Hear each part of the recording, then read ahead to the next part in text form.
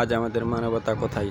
India থেকে বাংলাদেশে অবৈধভাবে পুশ ইন করে বাংলাদেশে ঠেলে পাঠিয়ে দিচ্ছে। সে মুসলমান হোক বা হিন্দু হোক, যে ধর্মেরই হোক, এভাবে জোর করে ঠেলে পাঠানো আসলে কোনো দেশের এটা আসলে ভালো দিক বয়ে আনে না।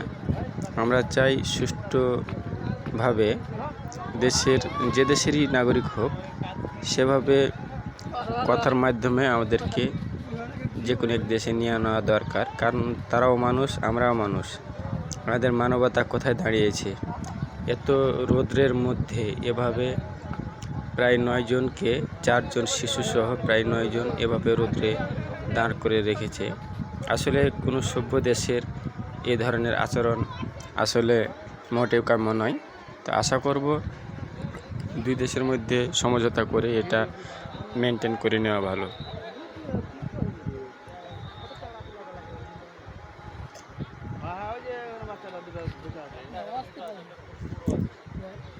প্রায় 12 ঘন্টা থেকে না খেয়ে আছে। বাংলাদেশের পক্ষ থেকে কিছু খাবার তাদেরকে দেওয়া হয়েছে। আসলে আমরা দিন দিন মানুষ থেকে অমানুষে পরিণত হচ্ছি। আমরা কেউ কারো কথা শুনছি না, বা কেউ মানে কিছু বুঝছি না। আসলে এ ধরনের আচরণ করা মোটেই আমাদের কাম্য না। আশা করব সামনের দিনগুলোতে এ ধরনের আচরণ, বিশেষ করে ভারত যেভাবে মানে হিংস্রভাবে বাংলাদেশের প্রতিপক্ষ হয়ে কাজ করতেছে, আসলে সেটা মোটেও কাম্য নয়। প্রায় প্রতিদিনই দেখতে পাই বাংলাদেশের কোনো না কোনো অঞ্চল দিয়ে জোর করে পুশ ইন করছে ইন্ডিয়া। আসলে ভারতের মাঝে মানবিকতা নাই। মানবিকতা থাকলে এ ধরনের আচরণ মোটেও সহ্য হতে হবে না বা করবে না। তো আপনারা শেষ পর্যন্ত দেখুন কি ঘটতেছে, মাকে কি বলতেছে, আপনারা শেষ পর্যন্ত দেখলে বুঝতে পারবেন। আশা করছি সম্পূর্ণ ভিডিওটি দেখবেন। ধন্যবাদ। এদিকে আসিও না তো ওইদিন খাবি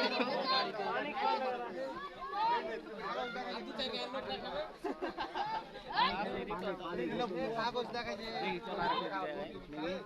ভালো করে দেখি কাগজ দেখাইছে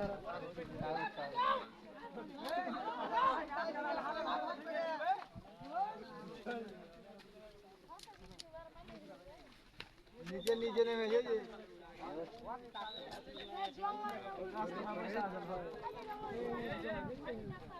কয়জন আছে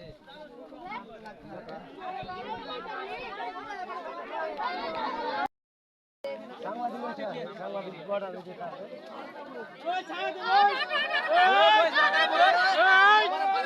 দে জবাব করছে छोड़ के यहाँ भी हमारी ना খুবই খারাপ লোকজনই খারাপ না ঠিকই আছে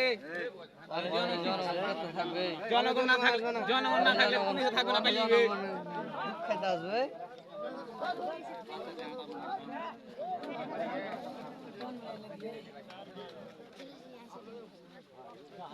হাট হাট ফের আসতে হবে একবার দৌড়ি আসতে হবে তাহলে ভয় খেবে ওদিকে হাত লাগ হাঁটো হাত লাগ ফের দৌড়ি আসতে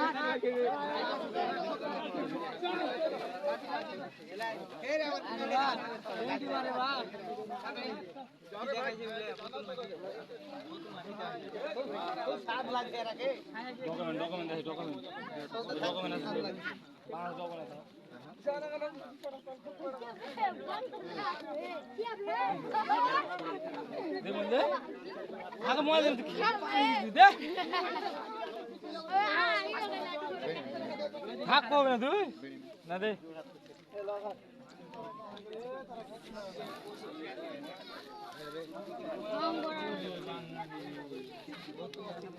পানি নয় জিনিসপাতি হারিয়ে গেছে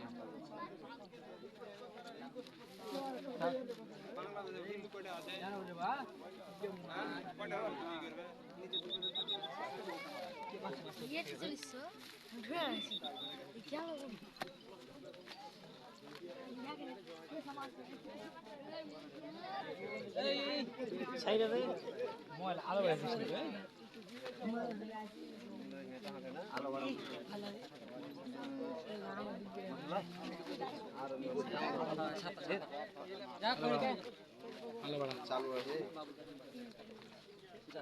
তাহলে দিবে যা কথা আমরা কইলে